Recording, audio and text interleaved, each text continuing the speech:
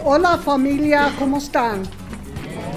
Bien, bien. I want to take this time to thank our wonderful hosts and hostesses for bringing us here today, Pam, Marshall, Alan, and Tom.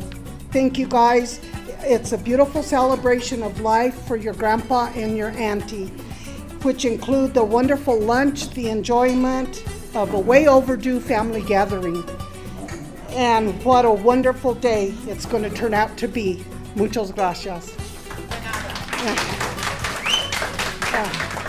Welcome to my presentation, and when I hope that what I put together you'll be able to understand. I want to say that I'm going to do the best that I can. I have never spoken in front of a big crowd or anything like that before, and I cannot promise that everything that I'm talking about is going to be 100% accurate, because we all make mistakes, but typos and different things like that. So where do I start? But what I wanted to say was that when I was called by my prima Pam and Pat, and they asked me if I would do a little presentation on our antes pasados, meaning ancestors, and who they are and where they came from. What I did was I told them yes right away. I was honored, very honored. And then I got off the phone and I took one step back and I said, "Ay, mujer, what I get myself into." So here I am. Anyway, let me start by telling you that our ancestors came from a long line of people, and I hope that you guys enjoy what I put together. So in my efforts and my research, I have been very excited, but mostly baffled and intrigued. Putting together a family history and genealogy is a lot of work. It's a lot of research, and it's not just a bunch of names and dates. It is actual lives of the people that came before us, and the struggles that they encountered along the way. We come from a long line of grandparents, and some were born in Spain, some in Nueva España, meaning New Spain. Some were born in New Mexico, which is Nueva Mexico, and today it's New Mexico, USA. Spain is a country on the Iberian Peninsula, and it is home to many diverse cultures and history. And we have deep roots in Spain. Our families descend from the first Spanish settlers who came to America. Many came to New Mexico with the conquistadores from New Spain.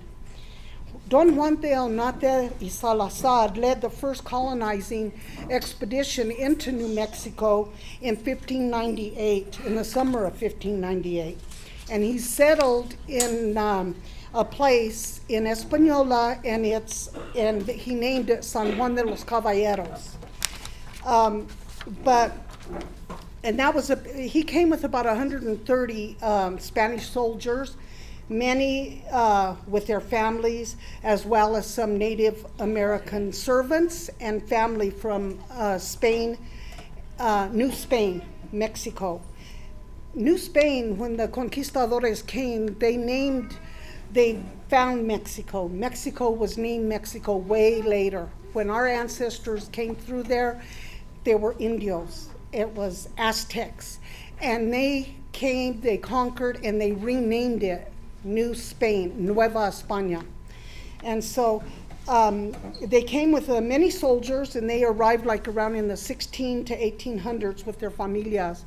Don Juan de Onate was a native of Zacatecas, and he was a descendant of the multimillionaire king and mining Cristobal de Onate, and a descendant of the noble house of Haro, if I'm saying it right. His mother was Doña Carolina Salazar de la Candea, I think, Candena, who was a descendant on her maternal line of the famous Jewish converso family, the Ha-Levis from Spain. Oñate traveled northward along the Rio Grande junction to Rio Chama. He founded his first Spanish settlement on the east bank of the Rio Grande. Geographically, the Kingdom of New Mexico reached from Taos, Pueblo, down south to Rio del Norte, then Guadalupe del Paso, now Ciudad Juarez. The first maize in New Mexico was known by a man named Juan Maize. He was a sargento, about 28 years old, and after him, there were several people with the surname Maize. But I'm not going to list them all. I will start right here with our first maize ancestor and give you a visual of where we fit in. The first chart here is Tadeo Maize. Tadeo Maize was born about 1750 in Santa Fe, New Mexico. I am his great-granddaughter 6 times removed, meaning he is my 6th great-grandfather. Tadeo Maize and his wife was my 6th great-grandmother, and her name was Ana Maria Galindo. They lived in Santa Fe, and he eventually moved his family to the vicinity of Santa Cruz, New Mexico, where he lived out the rest of his life. Tadeo Maize was 96 years old when he died, and he was a widower of Ana Maria Galindo, according to the church register. Okay? They had 7 children, and their children are all listed on the board, Tadeo Maize and Ana Maria Galindo.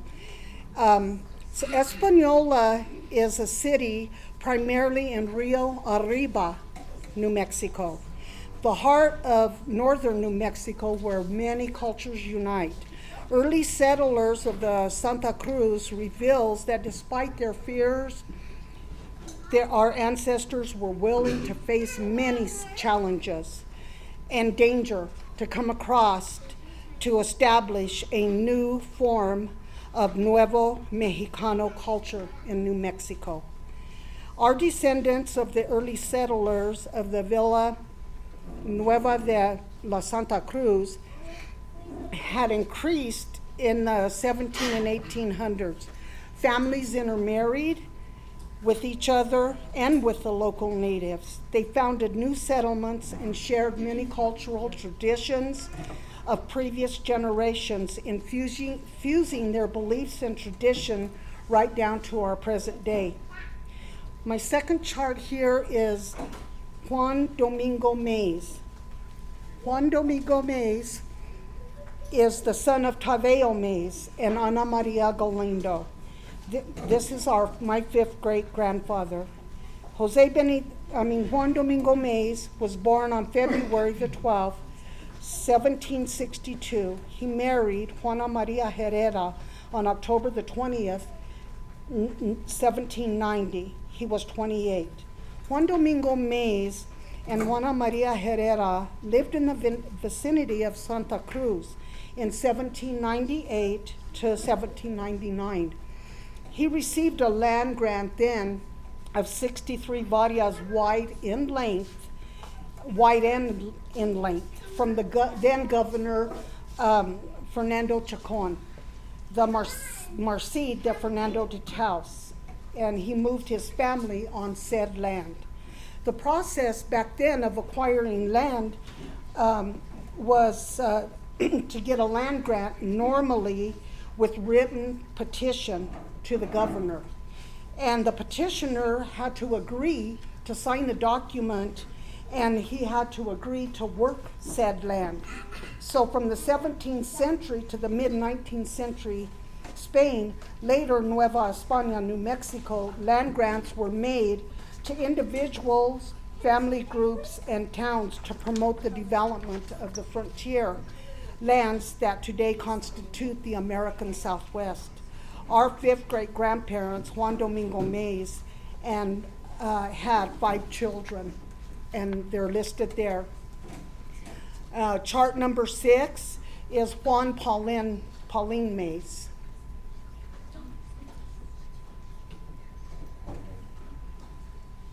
And this is their pedigree of Juan Paulin Mays. And then the next chart will be the family group sheet on them. Juan Paulin Mays was one of the sons of Juan Domingo Mays, and Juana Maria Herrera. And he is my fourth great grandfather. He was born on January 6, 1784, in Chimayo, New Mexico, and he married Maria Ignacia Varela on the 3rd of May, 1810. A brief history of the Chimayo shortly after the Pueblo Revolt of 1680 to 1692. There were several groups of Spanish colonists that settled in the northern section of the fertile valley of the Chimayo Valley. Our ancestors were hard-working, independent farmers whose occupations included farming, labor, and stock raising. Frequently, they were granted land. Our fourth great-grandparents, Juan Paulin Mays and Maria Ignacia Varela, lived at San Fernando de Taos. Juan Paulin Mays was also a member of the Militia, and he was listed under Group V1, New Infantry Recruits de Familia. This Militia enlisted Hispanic, non-Hispanic persons to serve in New Mexico as volunteers. The volunteers also included the Pueblo tribes. New Mexico volunteers would serve 3-month terms for the Union Army during the American Civil War, where they were organized and used within the territory. Chart number 7 is our ancestor Jose Benito Mays. Jose Benito Mays married Maria Paula Archuleta. Okay, the next chart. You know you can use the microphone. You can't, you can't hear me? I'm scooting out the door, I guess. I'm sorry. Okay. Juan Paulin Mays. No, I'm down to Jose Benito Mays, the next chart. Yeah, there we go. Jose Benito Mays. This is the pedigree chart for Jose Benito Mays, and here are his children listed. And it shows from him, it goes back 1, 2, 3, 4 generations already of our grandparents, okay? Jose Benito Mays married Maria Paula Archuleta de Mays on January the 7th, 1829 in San Jeronimo de Taos, New Mexico.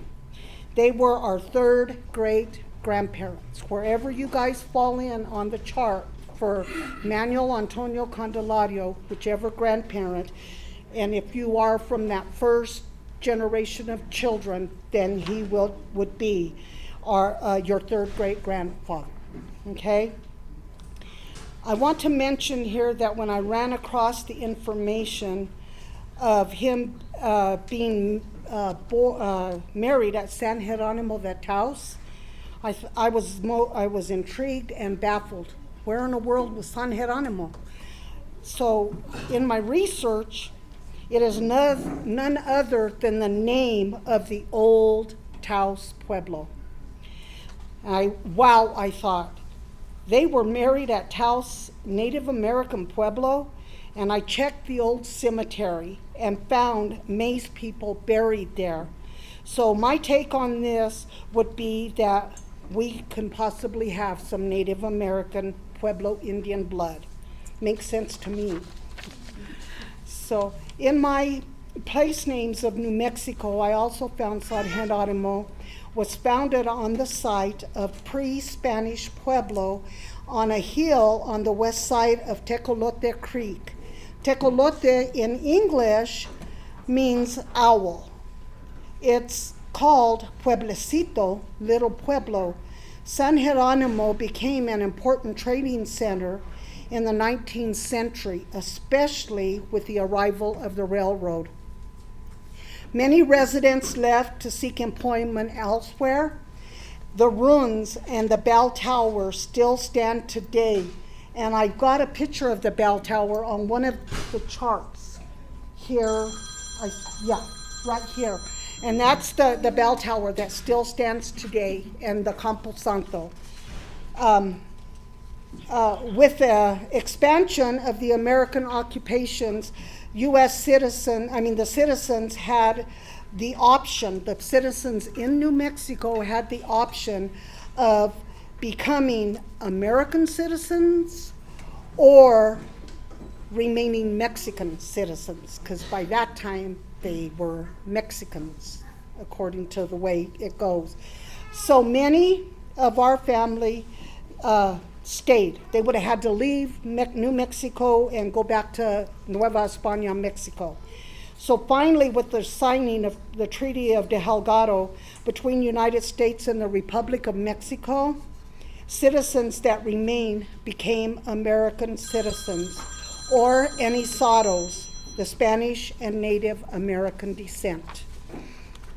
Around 1850 and before slavery, before 1850, slavery in New Mexico was legal. Then between 1850 and 1862, Congress banned slavery. In the territories, many of our ancestors owned natives, who then became their family members.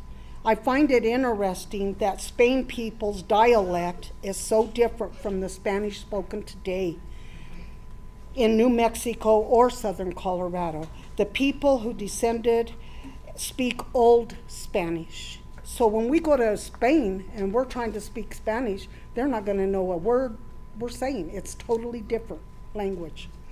So our third great-grandfather, Jose Benito Mays, had been a citizen of 3 countries without leaving northern New Mexico. He was born under Spain's flag. Jose Benito came to be under Mexico's flag when he was about 10 years old, and finally under the United States flag at the age of 35 years of old. He was under the United States flag. So I found that really, really pretty interesting. So in 1850, with New Mexico having status of the United States territory, the first U.S. census was taken in New Mexico. Jose Benito Mays and his family are listed on the 28th day of November, 1850. His daughter, Juana Maria, is listed separately with her husband, Jesus Maria Montes. Juana Maria Mays is our second great-grandmother. And this is her right here, and Jesus Montes and Juana Maria Mays.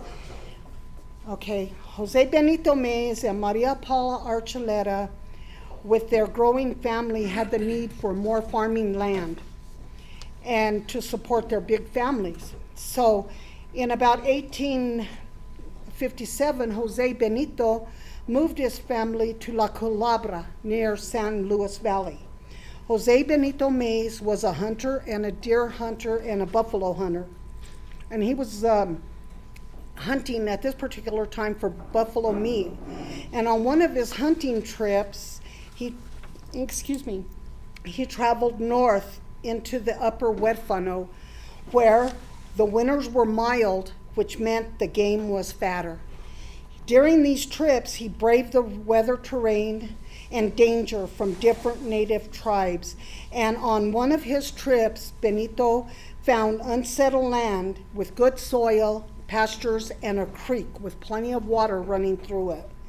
The land was on the west side of Greenhorn Mountain, and Jose Benito Mays moved his family and the family of Jesus Maria Montes and Juana Maria Mays to Huérfano County. Maria Paula Archuleta died between 1868 and 1878. Jose Benito Mays married a second time in 1881 to a Maria Antonia. She was a Navajo Indian. She was 39 years of age, and he claimed to be 74 years old at that time. He was still active, alive. Yeah, he was active, all right. He was still alive. He was still alive, as the census indicates, although his name was misspelled. He died between 1885 and 1900. Mays Creek is named after our ancestor, Jose Benito Mays. Okay, I want to give you all a little bit of history about the Mays surname. Mays, in Old Spanish, names of early New Mexico pioneer families, and the name came from the Spanish surname Mestro, meaning teacher. I give credit to a primo, a cousin. His name is Arthur F. Mays, for a lot of the information that I am using in this presentation about our ancestor, Jose Benito Mays. He has compiled a book, and the name of his book is Following in the Footsteps of Our Ancestors, From Santa Fe to Mays Creek. And I just want to say that he dedicated his book to all the descendants of the families in his book. So we are the descendants from that book. Okay? Jesus Maria Montes, that's chart number 9 and 10.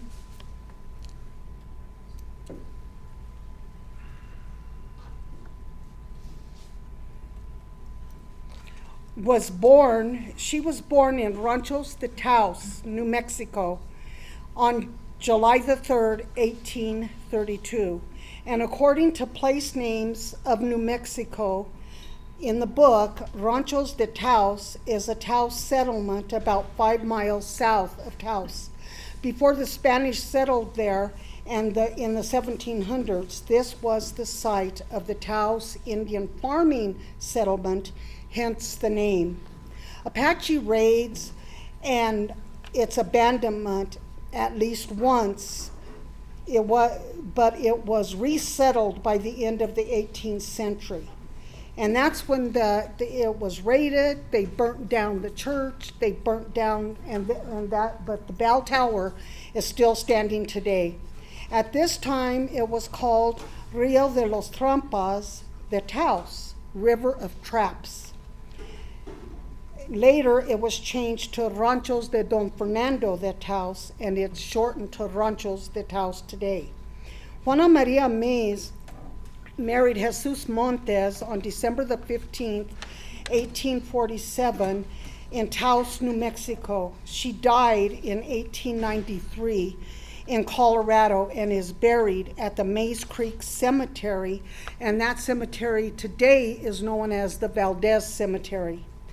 They had 8 children, and their daughter, Maria Loya Montes, our great-grandmother, and this is her picture right here, married our great-grandfather, Manuel Antonio Candelario, this man right here.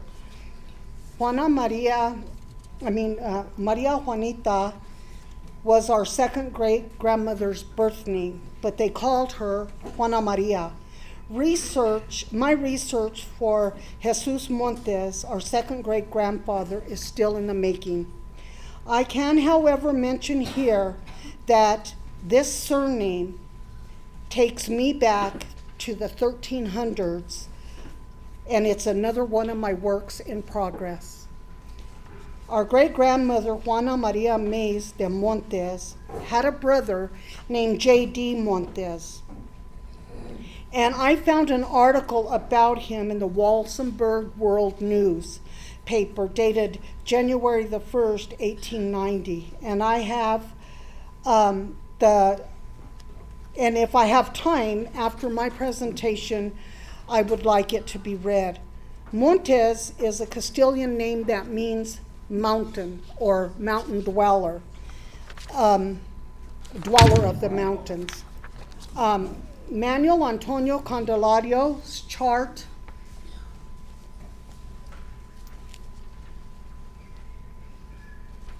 number 11 and 12. And this is a picture that I got from Prima Joanne, shared this with me. And thank you so much, because it's very special. But it's Grandpa Manuel and Maria Loja Montes, and I don't know the rest of them, but Joanne mentioned to me that she thought that this was her grandmother with the baby there. I got a feeling that this is my grandfather, Yes, Julian. Julian Candelario, because it looks just like. Yeah. And then, And the tall man is Grandpa Salomon Pirata and Grandma Rebecca's husband. which one, Joanne? The tall man in the back. But Right it- next to okay. Grandpa. Yes. That was Grandpa Salomon. Okay. And I'm thinking that the lady on the left, see, my grandma's on the right, way to the right, and the lady on the left could be Tia Juanita. Jen? And then probably Ramona and Cora. But the little boy, I don't know who the little boy is. Uh-huh. Well, I got a different take, and I'll tell you why. Until we figure out, and I don't know how we'll ever figure out, because of the fact that my grandpa's in this picture, okay, and look, given his age and everything, he had 3 children that were alive, but his son died, he was about 8 years old. 8 years old? 8. So that's why I'm wondering if that could be my grandfather and his kids, but I don't know. And that could be his wife, your grandma? Yeah, Okay. that's what I'm thinking. But, who knows? Because here's a picture of them, right here. Oh, yeah. And, so yeah. So anyway, So the two it's girls still a would be- mystery. The 2 girls would be, who you think, his 2 daughters, your mom? Probably Aunt Juanita and my mom, maybe? My Aunt Juanita and my mom? I don't know. Well, I But- think that the grandma passed away, when did she pass away, Maria Logia Montes? Do we Oh, have that information? yeah, I just said it. What year was but- it? Yeah. Huh? That'd be a good way to find out if it's. Yeah, by doing By finding that. out the date when Maria Logia Montes died and her husband. Okay, Manuel yeah. Candelaria, when they died. So Yeah. that'd be a good time to know whether the 2 ladies are. Yeah. And that's a possibility. That'll work, yeah. Okay, so our grandfather, Manuel Antonio Candelario, is the son of Juan Nepomuceno and Maria Sanchez. He married Maria Loja Montes on January the 6th, 1872. Our great-grandparents were among the early settlers who lived in Turkey Creek, Huerfano County, Colorado. They settled there before 1870 and lived at El Rito de los Gallinas. I checked the 1870 Colorado archives, which states that Manuel Antonio Candelario's home was in Huerfano River tributaries and in Huerfano County, Colorado. And it lists the post office as Badito, one of Huerfano County's earliest settlements. Badito is located at the crossing of the Huerfano River, which makes a path used by the ancient Pueblo peoples during the basket maker era. Badito had been noticed by the Territorial Daughters of Colorado, and they have placed a historical marker there. So many people that passed through Badito as they journeyed along the Towson Trappers Trail. Early penetrations into southern Colorado were not well recorded, and many records were not well preserved but lost. Pike's expedition notified the Spaniards that Santa Fe and the Americans were coming, so they responded by sending their troops to north to build a fort along the eastern edge of the Wet Mountains, and it's east of from Badito. In 1819 through 1820 came the Mexican Revolution, and the Spanish were tossed out and the fort was abandoned. Our great-grandfather, along with his father and mother, Juan Nepomuceno and Maria Sanchez de Candelario, settled the land in the Wet Mountain region as stated in the 1870 Colorado Archives. Our people, Spanish, Hispanic, Mexican, Native American, have been here for over 500 generations. And because of this, I feel it is important for our children to learn their history and their culture and where they came from. Candelario or Candelaria is a Spanish name found in Spain as well as Spanish America. And it comes from the Latin word candela, meaning light or candle. Manuel Antonio and Maria Loija Montes Candelario had 15 children. From these people, all of us here today branch. Here's where we start and here's where we branched off. And making all of us older generations, Ted, Joanne, me, oh, Gloria, all of us, Rick, were primos hermanos, first cousins, okay?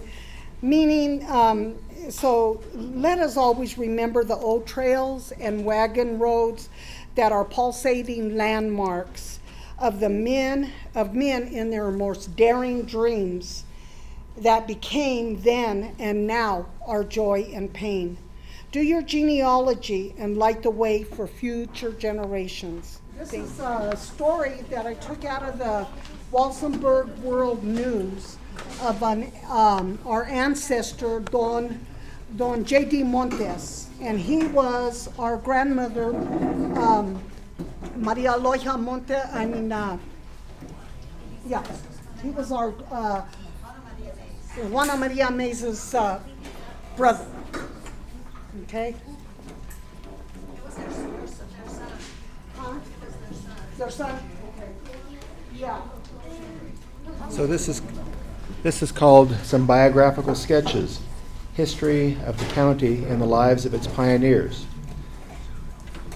And it's about Juan de Dios Montes, a successful farmer, stock raiser, and eminently successful in Huerfano County politics. Printed and submitted by Flora Pauline Trujillo Salazar, grandniece of J.D. Montes, 2 times removed. The history of the southwestern part of our great country, and especially that of Huerfano County, would be incomplete if the Mexican was left out. He struggled with the Indians here before even the adventurous pioneer came.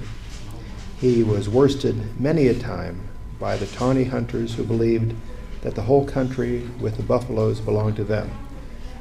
I really do not feel certain that they were right in their thoughts, but we know destiny prevails.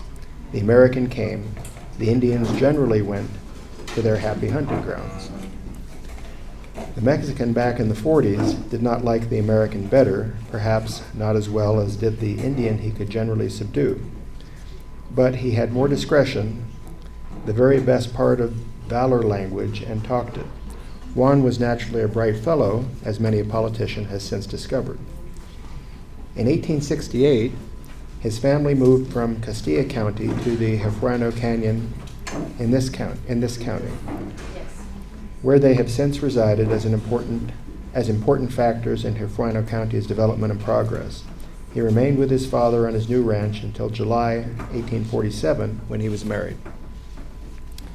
He soon after began to do freighting for the government to the north and carried many a cargo from Cheyenne to Fort Laramie and continued this vocation until 1882. He then returned home and taught school for 4 years near his home.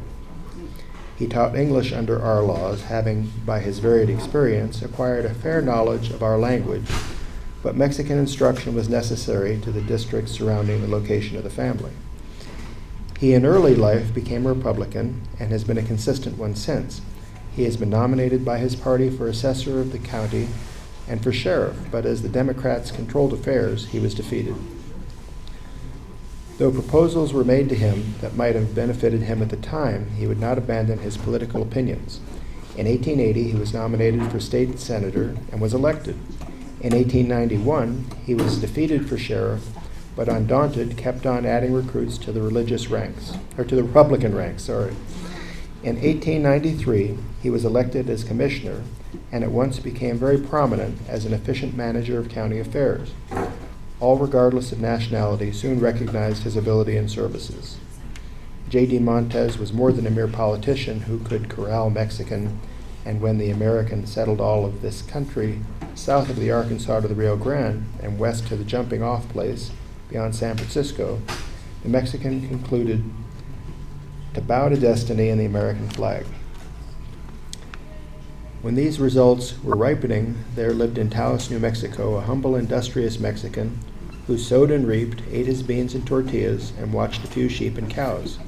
He kept out of the War of 1946 to 1948 and had nothing to do with the Taos insurrection of 1847, which ended the career of Governor Bent of New Mexico, and quite a number, am I reading the right one? Is this the right one? Okay. Of New Mexico, and quite a number of other gentlemen who came from the States to make an honest living here. The old farmer was Jesus Maria Montez. He became at once reconciled to the American domination, as others have done since, and will do in the future, until in the whirligig of providential affairs, someone else may reconcile us. In 1851, Jesus M. Montez, then a loyal American, had a son born to him who gradually grew to wear pants and became a very decent little American lad. He herded sheep, picked beans, and naturally was endowed with great virtues that all little fellows acquire, no matter what nationality or race. Human nature differs really but very little. This little boy was known as J.D. Montez, the subject of our sketch. It is not recorded that he ever stole any watermelons, apples, or peaches, but judging from the eminence he has since achieved, it is to be presumed that he did all these things, for he has proved himself a first-class American. About the year 1857, the father moved his family to Castilla County, Colorado, where they pursued their humble American mode of making a living. Young Juan D. was occasionally sent to some Mexican schoolmaster and learned how to read Spanish. He met people who talked what he then thought was nothing but gringo, but he found it was the business language of the Americans and he liked it. He met American boys who could not talk Mexican and therefore laughed at it. He got a copy of Elmendorf and struggled with it for several years. He could finally understand the votes. He was a safe, indicious businessman. In 1896, he was sent as a Republican to the state legislature and acquitted himself with credit. While not much of a speaker on account of his dialect, he was soon recognized as one of the able and efficient workers whose counsel did not pass unheeded. When his term expired, he was appointed road overseer, and his district was as well managed as anyone in the county has ever been, as all travelers know. Last year, he was again chosen commissioner, a position that he fills today, as well as chairman of the Republican County Central Committee. Mr. Montez is self-educated. From a little shepherder, he has risen by his own efforts to a position of which any man can be proud. He is not an ignorant tool in this country's politics, but when he enters its political councils, his words are heeded by American political managers. His manners are suave and courteous. There is nothing of a political swagger about him. He is a fine speaker in his native tongue, and in English presents his views in a concise and effective way. Though violently opposed at one time, he today controls the Mexican people and has the confidence and respect of all who know him. He attends, as he always did, to his own business affairs and has accumulated considerable property. Yet no man ever accused him of dishonesty or of using his office for his private personal benefit. His wife and 2 boys for the past 4 years have passed the school months here. They live comfortably here, which shows cultured taste. His boys are bright little Americans so far as culture and language goes. Mr. Montez has 2 brothers, Thomas D. Owino and Ramon, in this country. Thomas de Guino is well known to our readers and is somewhat like Juan D. They have 3 sisters, 2 living in this country and 1 in the city of Pueblo. J.D. Montez is a man who is a credit to this section, a man of whom the Mexican Americans can be proud, and he has, from boyhood up, shown the plunk and studious application that has produced such men as Henry Clay, Abraham Lincoln, Stephen A. Douglas, and Andrew Jackson. So that's the article, and it's from the Walsenburg World newspaper, dated January 1st, 1890.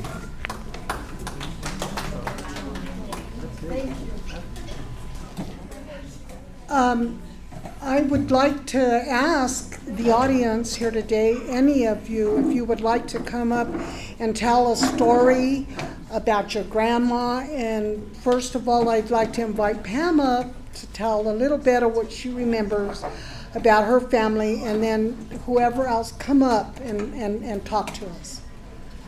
And it's a family affair, right? Thank you. I love you too. Oh. Stay up here with me because I'm Okay. nervous. Okay. Okay. First, I want to thank everybody for coming. This kind of started as just my brother and I wanting to get headstones for my grandfather and my baby aunt who passed away, and they were buried in the Pulper section of Evergreen Cemetery without headstones. My mother, it was her wish to make sure that they had headstones, and my brother and I, although a little late, we decided we better get it done before they were looking for our own headstones. Anyway, this is organically grown, and we've, we're originally going to have people just come for dessert and come do a mass, and then we wanted to have Pauline, and then it was a lunch, and then we decided we would have somebody sing some of the old songs that our elders used to sing to us. I can tell you memories of my childhood are incredible, coming to Colorado Springs and being thrilled by my Aunt Ramona's Fiesta Bonita, and going to the Broadmoor where my Aunt Ramona and Aunt Cora worked, and my cousin Tim was a chef, and I really had such wonderful cousins. My mother used to say, Pam, you've got cousins by the dozens, but she had cousins by the dozens too. She had great stories about going to her Aunt Rebecca's farm and saying that she had rafters full of pinto beans and different rations, I think, for the winter. But they were all very close. That generation of cousins, first cousins, were very close. Although I think we've tried to stay in touch and maintain that closeness, it's difficult. We all have very busy lives. I sometimes think that's an excuse of really not wanting to do something, but I would say I include myself in that. But, I think these things are good, and I don't know how often we should get together to make it work, but this was kind of impromptu, and it seemed to work well. So maybe we'll do something like that again in the near future. I do want to say I have always felt a connection to these, my elders, my mother's, particularly Elogia Montes. I took an adult Spanish class, and I had to pick a Spanish name. So I picked the name Elogia, and then I was very interested in her. And I'm humbled by what she went through and what we have now. And no matter where you're at, no one has nearly as tough a life as our ancestors had. So appreciate what you have, be thankful, and know, you know what? We're all from the same roots, and thank God. Thank you. Okay, Okay. Patricia, you're next. Always, with Aunt Gus, my cousins, Pauline, Yvonne, Loretta, Elvira, when they lived up at, and you guys that didn't know, up on the end of Castilla where they lived, oh my God, it was the best. We were up there, we were always up there. Aunt Gus, I always tell the story, of course, Aunt Gus with her turtle, but then also Aunt Gus, and I was like, and one of the bad habits I never picked up was smoking cigarettes.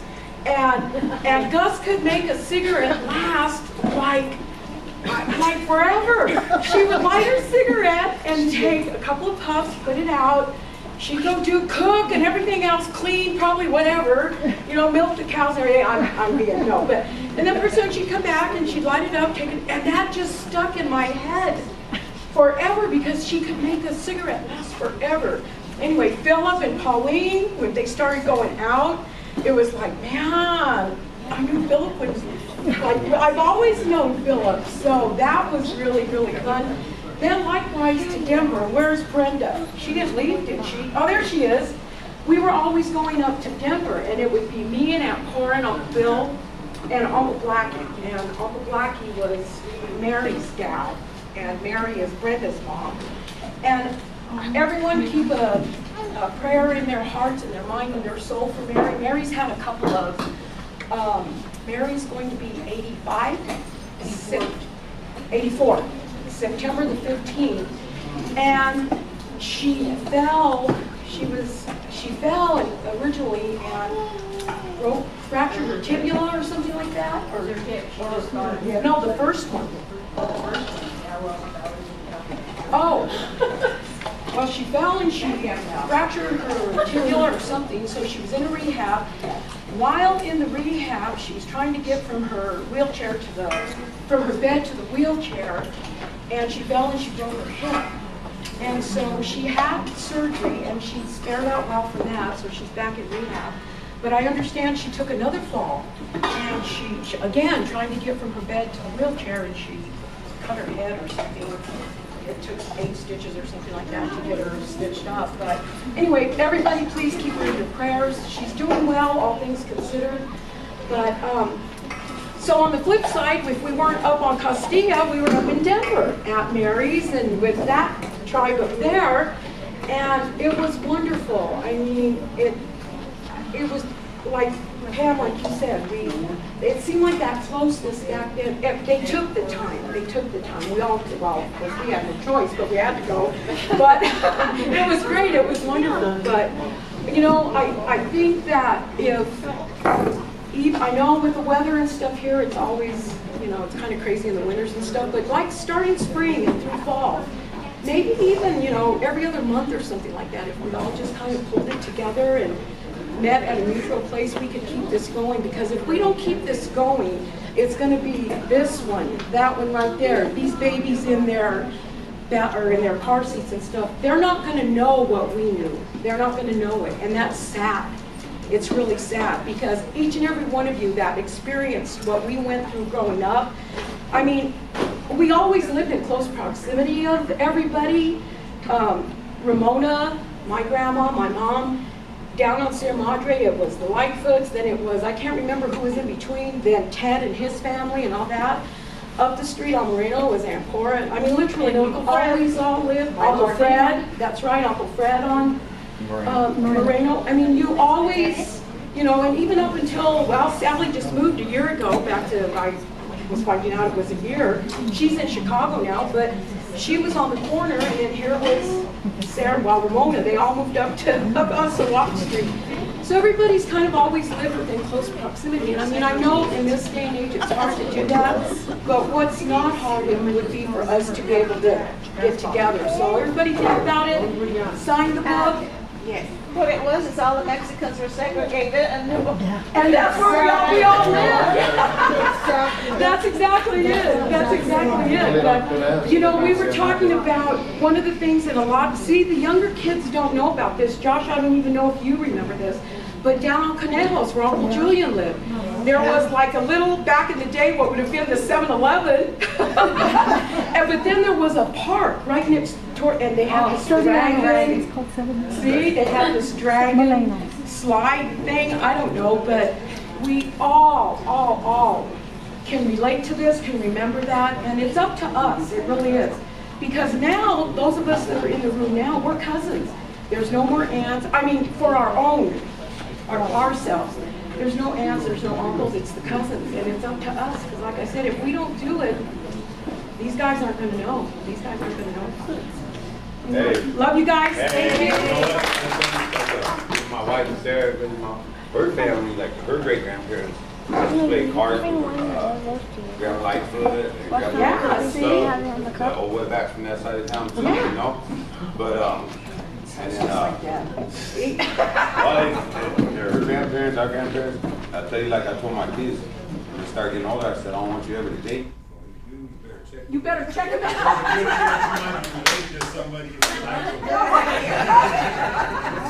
might be your cousin. Wait a minute, who are you related to? That's what everybody's been told.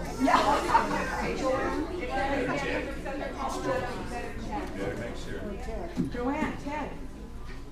Come on, represent. Here's the Peraltas.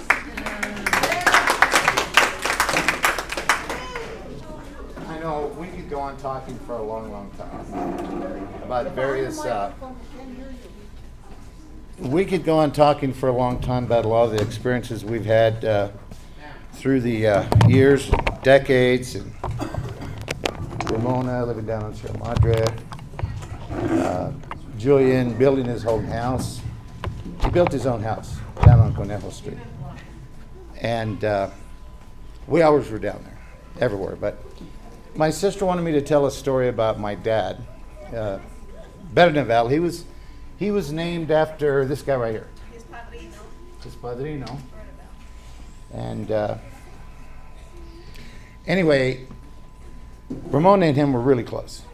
I mean, they were close. They were very, very close. That's one of the reasons that Dad, they were first cousins. It's one of the reasons that Dad probably moved to Sierra Madre. Because if you're a Chicano or a Mexican, you lived on Conejo or Sierra Madre. That was it. And you went to South Junior.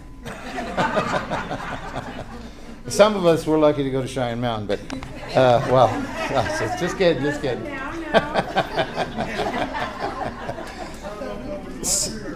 Yeah, you never know. So, anyway, they were very close. And Dad came up. He would always come up to Colorado Springs from Walsenburg or from the ranch, and he got a job here doing various things. And I don't know exactly the situation, but what happened is that my dad was a big guy, and he was a boxer, you know. Well, they were really big. I mean, we were kind of big, but they were really big. I mean, these guys were huge. So Ramona and him were doing something, and they got into a ruckus with the CCs. I don't know if you... The Fort Carson Soldiers. Okay, he was in the CCs working, doing roads and stuff, and then they got in he got in a fight with the soldiers. And there was a lot of them. It wasn't like 2 or 3 soldiers. Yeah, there was a lot of soldiers. So in order for Ramona to help him out, now this is a true story, she would grab sand and dirt, and as they came at my dad, she would throw it in their eyes, and Dad would nail them. Boom. And just like that old song, Big Bad John, you know, with that hand of his, I mean, his fist was just that big around. And I mean, he was a professional boxer. From what I heard, he was 13-0. And Grandma Rebecca, who is on here someplace, right here. This is Grandma Rebecca. She wouldn't let him box. He was only 17 years old. And so he was boxing prize fights up in Wyoming, Denver, Nebraska, and he couldn't fight anymore because he wasn't 18 years old. So he had to come down with his trainer. I met his trainer, and the trainer told me all this. His trainer's already passed. I wish I would have had a recorder, but who's to know when you're supposed to record something? And so he came down and asked Grandma Rebecca if he could box, because he was 17, had to be 18, because he was going to become a contender, so to speak. You know, he was 13-0, knocked everybody out. The trainer said he usually knocked people out in the first 2 or 3 rounds. And she said no. She said, no, you're not going to box. You're not going to box. And Dad, being the polite son that he was, he said, okay. So he never boxed again. And he's right here. That's Dad and Mom. Big people, very strong. But I don't want to take it any further than that. Ramona and my dad got in a fight. They kicked the heck out of 15 soldiers, and the rest is history. Well, here we are, right? I even landed on Sawash Avenue, a block up from where Mom and Dad were. Because I guess we were all again segregated. When we were looking for a home, that's where they took us, on Sawash. And that's what we could afford, so we landed up there. Oops, is this on? Oi! I can talk now, huh? Yeah, that's fine. Okay. Well, anyway, I grew up at the ranch where Grandpa and Grandma had their ranch in Ferris, Colorado. In fact, I was born in the same house that Grandpa was born in, my dad was born in. A lot of the Peralta children were born in of the siblings of Grandpa and Grandma's kids, Mom and Dad. And we spent all summers there, pretty much all summer, because Dad used to go and help Grandpa all the time with the planting and branding of the cows. And it wasn't too many.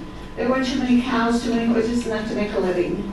They had a giant garden that Grandma canned food and made jellies, and they had a soterrano, what they call a soterrano, where they kept their meat during the winter, and we always had meat, milk, cows, vegetables, we had it all.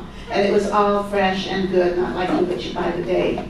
But like I said, I was raised there. We spent summers there, and a lot of winter weekends.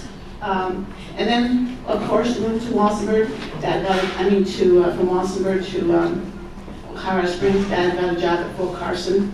And I'm sure it had to do with Ramona and Cora and aunts and uncles that lived here, and we all became close at that time. We used to come. I remember when we came from Walsenburg to visit Pio Julian. He used to take us on a picnic every time we came, Garden of the Gods with Lucy. We always met up with Peony and Ramona, everybody. It was really, really awesome. He took us on picnics and bought us plums, bologna, bread, and there we were to take us to Garden of the Gods on picnics. Lucy was still unmarried. I remember Cora Down's son, what was his name? Mackie. And it was just, I remember a lady that used to live at Cora. Her name was Bertha. Oh, I don't know. She had a, was it Mays? She was related. Was it Mays? Wow. Because I was asking Pauline, whatever happened to Bertha May? She used to live in a little room in Ramona's house, and she used to rent there. And she had a short leg, and Bertha, that was Bertha Mays. Oh my gosh, she was related, probably. Oh my goodness. Did anybody date her? I didn't know anybody who dated her, but there was a boxer, what was his name? He was a Mays. Ted, what was his name? Joe. No, he was a boxer and he was a Mays. Yeah, his name was Joe. And so later on I thought he probably was related too. But anyway, here we are. I remember Jimmy, Irvin, it was just wonderful getting together with them. And Tia Juanita, when we used to come to visit, they call her, what did they call her? Jenny? Aunt Jenny? Well, she was Tia Juanita to us. She used to make the best tamales. Oh, I used to crave her tamales. All right, that's all I have. Anybody else? I want to say something.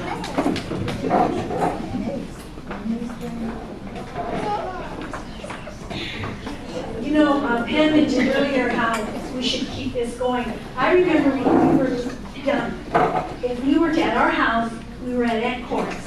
If you can remember, outside on that picnic table, that big long table, there was always beans, tortillas, her homemade chicken noodles.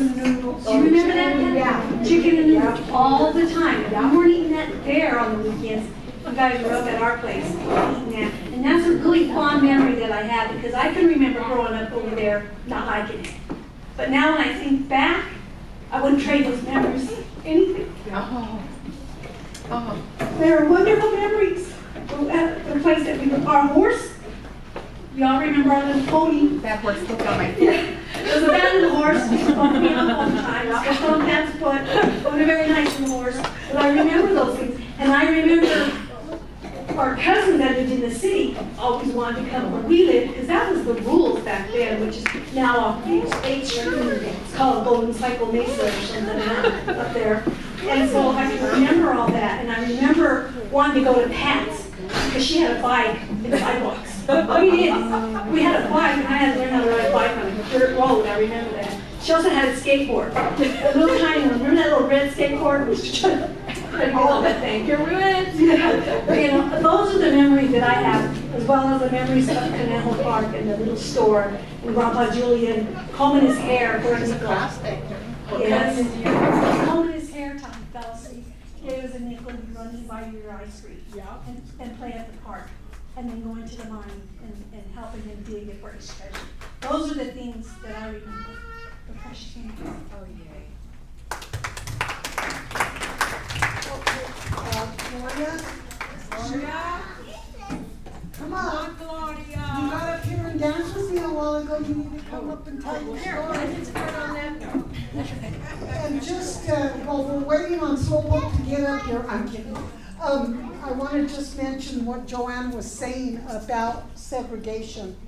When I first came here, and I don't remember his name, do you remember the man that used to sing at the Fiesta Bonitas? And he had that big Mexican hat on. Alvarados or the Avilas. Mr. Alvarado. Yeah, Here at the library, yes, here at the library, Pikes Peak Library, they have went around. They were doing some sort of a program thing, and they went around and they started interviewing the older generations. And I believe your uncle and aunt, they were interviewed. Joe Valdez. What was your uncle's name? Tony and his wife. They were interviewed, and they have all that on tape. That you can go to the library and you can read all about this. Well, when I was talking to the man, Alvarado, Mr. Alvarado one time, he told me, he says, when we came to this town, we went to the courthouse because we wanted to buy a home. And he says, and so he was looking through a big book that they had sitting on a table. And he was turning the pages. And the man says, what are you doing? He goes, well, I want to buy a home here. So he was turning this book, different areas of Colorado Springs. And the man says, oh no. He says, you wait a minute. And he said he pulled out another book and set it up there and said, you can choose a place here.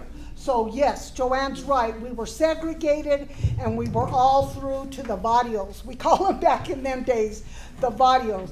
But so we moved, but we lived right there on Baltic Street too when we were little kids, before we moved to West Costilla, and before she got to move over in the Broadmoor area. So here she is. that was only due to death. My mom became a widow with 5-6 kids. The people my parents worked for, developers that did start Gold Hill Cycle off 21st, Bill Wiley and Danny Mienka. They gave my mom a start. But I wanted to share with all of you that for the family I grew up with in Colorado Springs, we were fun, we were workers, and we loved to dance. Grandpa Julian, that man, I never thought of him as old until I remembered one time he had said, you don't wash my clothes in the washing machine. And I'm like, why? And he goes, because my got good stuff. And I looked at his pants, and the pants of those days were heavy wool. And the men shined their high top boots, my tío Salomon, your grandfather. I remember he would just get on his ankle-high boots, and I'm like, wow, okay. And I started to see differences, and I thought, but my people are good, they're workers, and they know how to party. Oh yeah, with the music and just getting together, playing the cards. And Aunt Ramona, oh my gosh, the woman with Latin American Teenage Club. LATC, doing the parades, snow cones for the Fiesta Bonita and Acacia Park, and I thought, that's right, this is my family. Yep, we're on, it's good. But that is what I wanted to share with everyone. Workers, but they also knew how to party. They had that good balance. So may we all get together again. And for me, it's good to be back home. Thank you, thank you. Who's next? Oh, and before I forget, thank you, thank you. This was wonderful, so thank you. And you and Joanne are our family detectives. Girls, go. I just wanted to mention one more little thing, and that's, it's kind of funny, but back in them days when we were little, you know, and we would want to go somewhere, like out, you know, or if somebody would ask us, you know, to go out, we were way up on the west side, but Yvonne in particular, she was home, and she was asked out, to go out, with a guy by the name of Lino Mays. And she says, "Oh, Mom, I got a date with Lino Mays." And my grandpa happened to be there, and he says, "Oh no," he says, "you can't go on a date with no Mayses. They're your cousins." We had no idea Lino Mays was our cousin.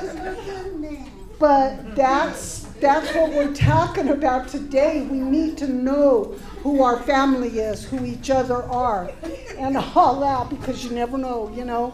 But yeah. Tell them how we met. We have not seen each other since we were little kids. Since our parents used to visit each other. Pauline and I met Pauline at a genealogy meeting in Pueblo.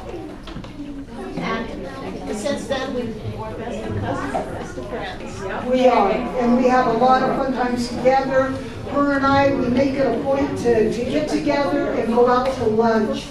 You know, we need to be a part of each other's lives. We're family, and that's what this is all about today, starting with this man and this lady and the beautiful presentation. I mean, the beautiful, everything that went on here today is just beautiful, and I thank you from the bottom of my heart. Could you come up and say something about my prima?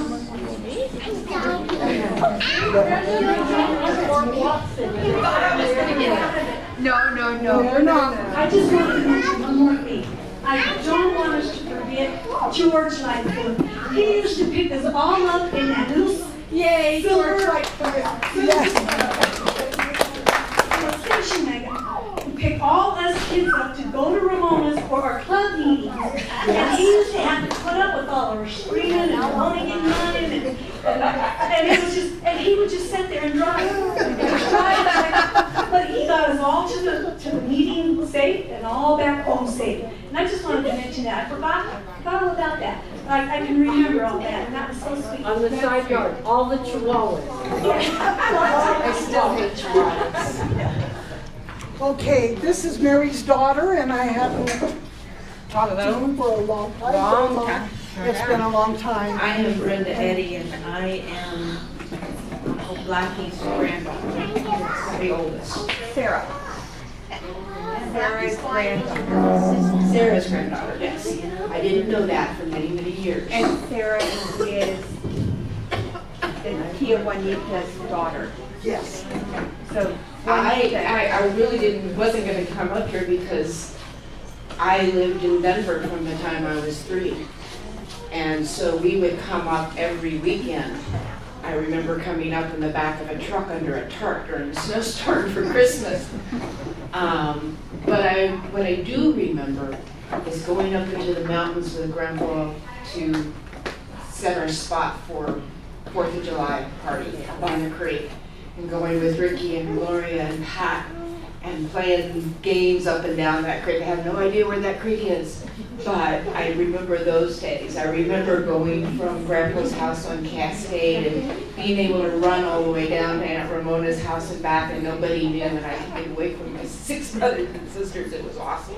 But to run and play, I remember sitting in with Pat in the basement in Aunt Cora's house. I loved between Aunt Cora and Aunt Ramona's house. You could just get in and just run. I remember the cousins, and I remember, God, Aunt Helen's grandchildren. Remember her call. She would call me and talk to me for 2 hours, and Dawn would say, "What did she have to say?" And she's like, "I have no idea who she was talking to, but I know all about all of them." I just wish I had the memory to remember who she was talking about. But I remember being jealous, so very, very jealous, that I had to go home to Denver and couldn't stay with all my cousins and my aunt. Remember chasing Aunt Sarah and Gloria to the park to listen to Percy's Sledge singing something about a woman and dancing in the park. They talk about dancing. We danced in the park all the time, dancing with grandmas. And I'm still not sure, but the one year that I got to be the queen of the Latin American Teenage Club, and nobody knew I was. And then I brought my husband, who was really, really white. Nobody was like, who the hell is he? But I remember wishing that I could be with everybody every day and not just on weekends. But I love that we're back together and starting to do this again. I know my son is going to be very excited about the information that I'll get from you or that I have on that sheet of paper, because he's been looking into the genealogy, and I'm like, I've got one picture of a great-grandfather that I'm still not quite sure who he is, but I know he's there. But I do appreciate seeing all you people again and seeing the next generation, sweet Lord. It's a little bit scary to be a generation up now. And I don't know if you got a chance to see this wedding picture over here, but that your mama stood up in that wedding, and that's Lucy, Bella, and Lucy and her husband. I have that picture. Do you have that? I have that picture somewhere, but I need to get another one. Thank you very much. Thank you. Sure, I'll say something. I just have really fond memories. Of course, I'm not as old as all of you that have been speaking so far. But I just, first of all, I'm Irvin Lightfoot's daughter, one of his 4 kids, and I'm Penny. So for those of you who don't know, I'm cousin Penny. Alan can tell you my whole lineage, and I tell him every time I see him. But anyway, I just want to say a couple of things. My mom's side of the family, my grandma from Denver had really nice fingernails and had really nice lipstick and makeup and all that. So just keep that in mind for 1 second, because I'm really going somewhere with this. But my memories are going to Aunt Helen's house, and she always let me play with her lipstick. Hence today, look at the red lips. I'm convinced that's probably where Pat got it from too, because Pat and I with this crazy lipstick has got to come from somewhere. So between my Aunt Helen and my grandma from Denver on my mom's side, the only difference there is Aunt Helen let me play with her lipstick, grandma from Denver didn't. And I always came home with lipstick in my pocket from Aunt Helen. So that I just will never ever forget. And Aunt Cora, look at these beautiful nails. Who else had beautiful nails? I attribute that. Right. I'm telling you, these are Aunt Cora's nails on my fingers. You remember going to St. Mary's? Yes. And if we were all together, and if we acted up, the nails on the arm. So I have to remember that. I have to thank Aunt Helen for my love of my lipstick, Aunt Cora for my love of my fingernails, and not last but not least, Grandma Lightfoot, I love standing in the kitchen and everybody sees me in the kitchen when they come over to my house. And it just reminds me of Grandma Lightfoot because I'm always in my kitchen cooking for everybody. True story. So my love of cooking from Grandma Lightfoot, my love of lips from Aunt Helen, and my great fingernails from Aunt Cora. This is my sister Cindy. I usually am the loudmouth of the family, but she's the older one, so she should talk, or my brother Billy. Let me just give it to him. Cindy can. I'm gonna say sit down. I remember growing up, going to Grandma Lightfoot's house. You know, we lived in the courthouse, Van Cora's house. But it seemed like we were always together with Grandma, and there was always other family members there. And I don't ever remember anybody arguing or fighting.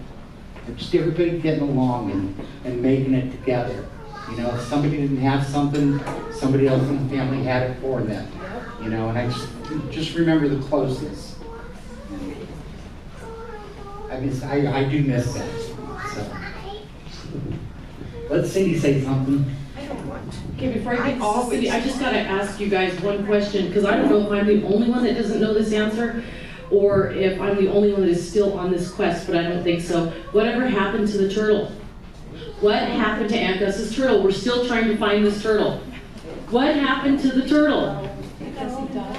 Did it?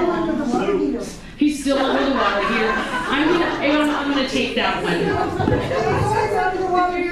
He said, all have been wondering whatever happened to that turtle. Okay, I really don't know what to say. Has anybody here not bought a car from Ted? Because I bought Me, him. myself, I bought about 5. I can't So believe you here you retired go. on I had the best I cars found from it, Ted. it was a BMW. Woo! Okay, you got rid of the parking lot already? No, that was years ago. But I remember them asking me, Yeah. we've got a relative that wants to buy a When we first BMW. moved back from North Carolina, Right. they said they were gonna do that, and then Don Well, I found found it to some, him, I gave him all the information. It was and he found going something to like go. 4 times cheaper. So he Oh, I bought believe that you house. find the cheap BMW. Not a new one anyway. My husband wouldn't know what to do with the So I don't really know what to say other than I can't believe nobody's mentioned Aunt Gus's beautiful hair. I loved her hair. And I have fond memories of everybody in the family. I've never been too shy about the family. I just walk up and introduce myself, so I usually know who everybody is, even if they don't know who I am. But I know my dad would be loving this right now. You know, he enforced in all of us kids that everything is family. The family's everything. And I am glad to be together with all of you guys here today and to learn a bit more about family. That's always good. And I just hope we can do it again. I know I organized a family reunion once, and if anybody ever wants to do that again, just let me know, because it turned out real good. But I just want to say I love everybody here. Glad to have seen you all, and God bless. Okay, so I'm Julie Niley. My dad was Jerry Niley, which makes me always think of him. But we used to go up to Grandma's it seemed like every weekend.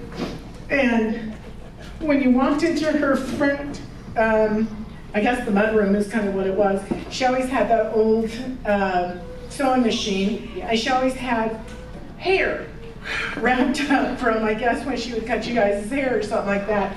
And I used to get in there and just play and play and play on that machine because I was one of the I was the youngest, and so I got to do whatever I wanted to do most of the time. I got all my pictures of me kissing Grandpa, and I miss him. But more so, it's family. It's all about family, and I don't know why I'm getting so emotional all of a sudden, but just the memories are running up there and going and chasing Fido, playing with Fido, and my grandma had the best yard ever for a little tiny kid to go and check out. She had plants, she had, well, you name it. We went up there one time and she had all those little bunnies in the front yard because she used to go and get into they would fall, right there, they would fall into the manhole. And she would have her jeans on and her little white shirt and her tennis shoes, and she would go down there and she would get all the little rabbits out and she would bring them into the front yard. And I swear she always called my dad or something, because we would always go over there. We got a raccoon from her. We got, a little bandit that we had. And we always would go and play with the rabbits. And just, I could picture her house and the smell of her house and the good food, like Aunt Pauline could cook. But every time we would go over there and have dinner, we ended up cleaning up. So Katie would wash, Paula and I would dry, and Lori and May would put away, or vice versa. But we always had to finish up dinner. We'd finish up dinner, clean the kitchen, and we'd go home, and life was really, really, really good.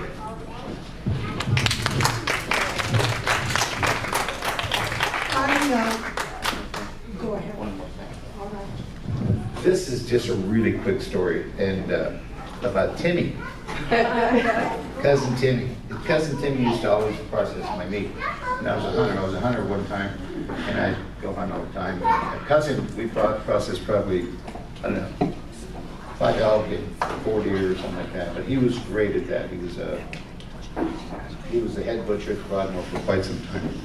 So anyway, when it snowed on the ground, we had a lot of snow. I lived up on Dorchester Drive at that time. And one of his best friends, and one of my good friends, was a chef called Chef Bear. Okay, you guys remember Bear? Well, Timmy would call me up and he'd say, "Ted, I can't leave my car out of the driveway." I said, "Okay, no problem. I always have 4-wheel drive. Worked in the car business. I mean, you got to have 4-wheel drive, right?" So I'd go pick up Timmy, and he'd say, "Can you pick up Bear?" And I said, "Yeah, I'll pick up Bear." So I'd go down. He lived on Brookside there. We'd pick him up, and I'd pick him up. These guys would be dressed to kill. You remember what Timmy looked like when he worked at the Rod?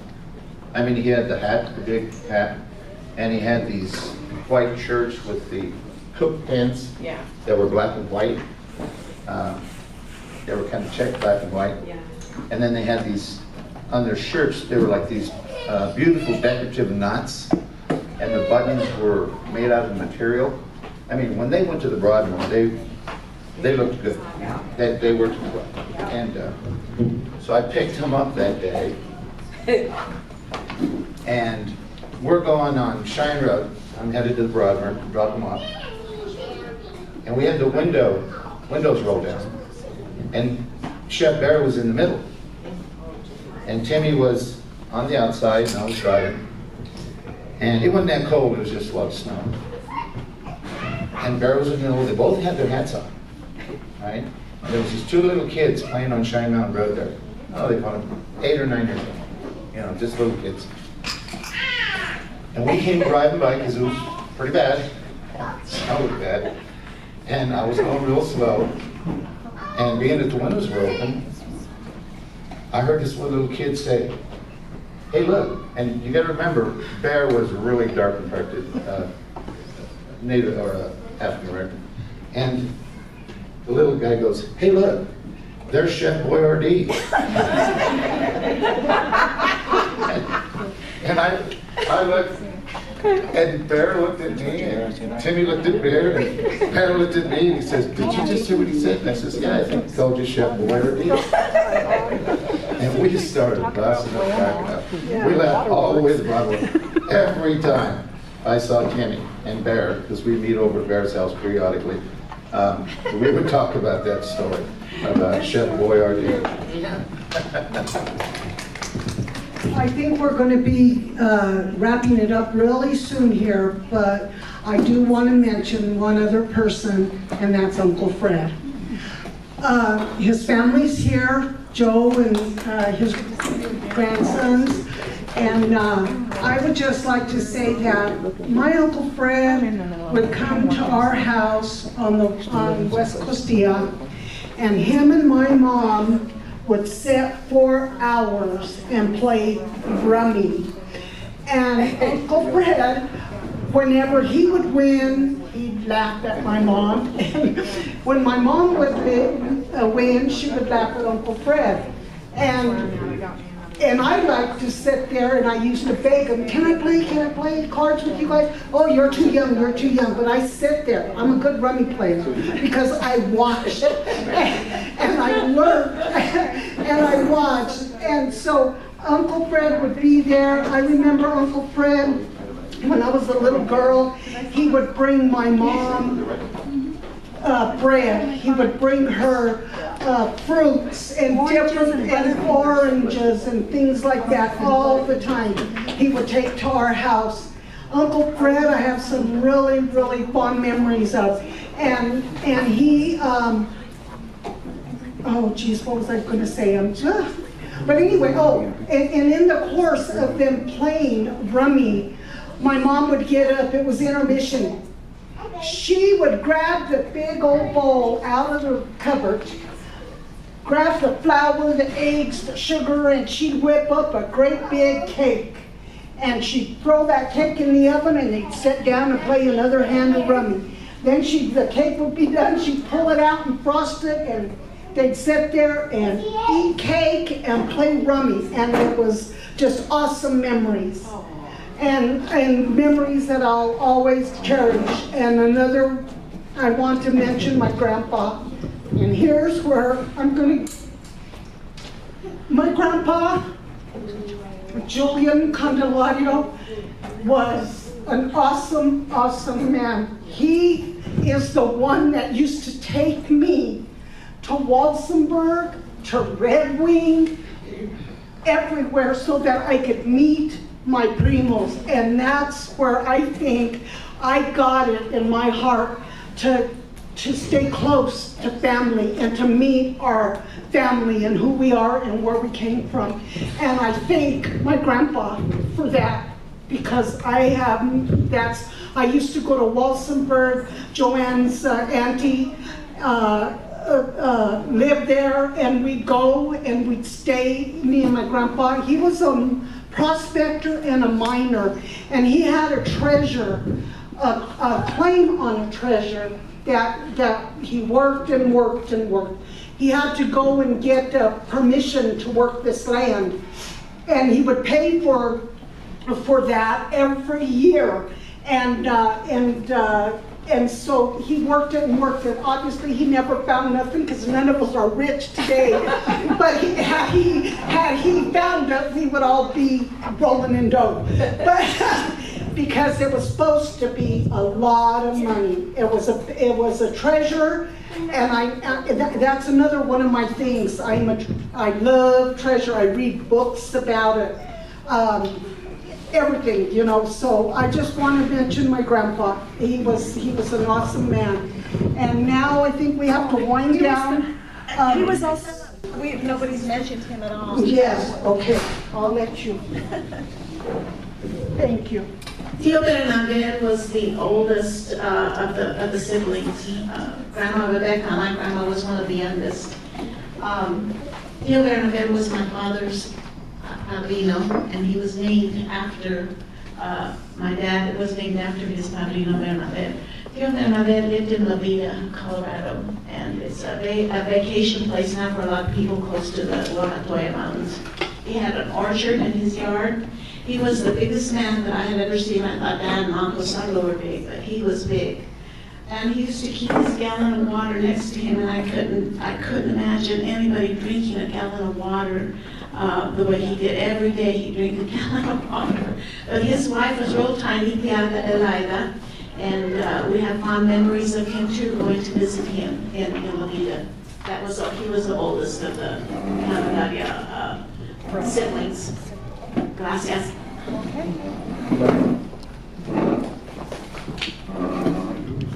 Thank everybody for coming. Thank you all. Want to say anything before? You're good. This is Felix. This is Felix. And Felix actually is the coordinator for the church. I think he's a liturgical minister as well. So anyway, I'll let him wrap it up, and thank you all, and I hope to see you all really soon. Familia, muchísimas gracias. You know, it's like the ancianos used to say, cuando tenemos familias, tenemos todo. Somos ricos. Yeah. You know, you guys said that they didn't find the treasure, but look around you, this is the treasure. Yay. You know, this is the treasure.